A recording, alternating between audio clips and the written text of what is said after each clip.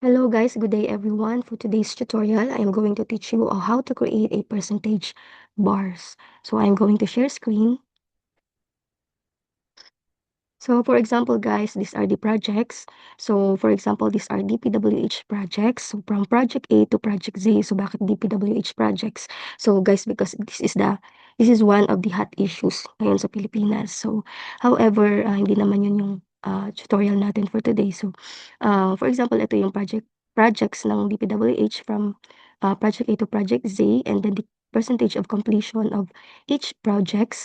So however, we are tasked to create a percentage bar according to the percentage of completion of each projects. So for example, this is 78%, this is 56%, so this is 55%. So guys, do not do this one.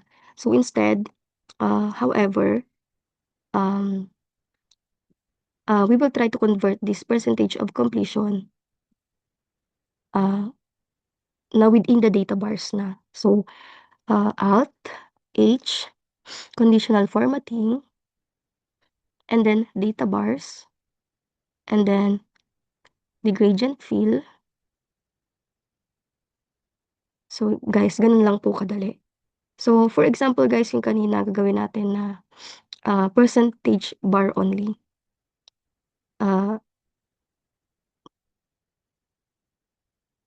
So let's make this one.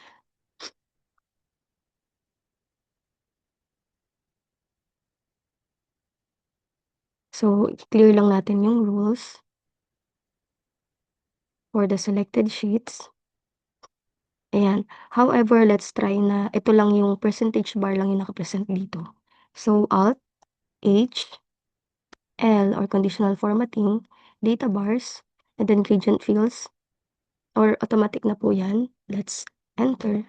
And then let's hide the 78%, 56%, or the percentage of completion. So by right-click, format cells,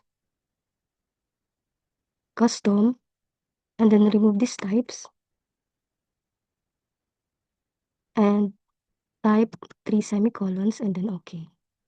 So look guys.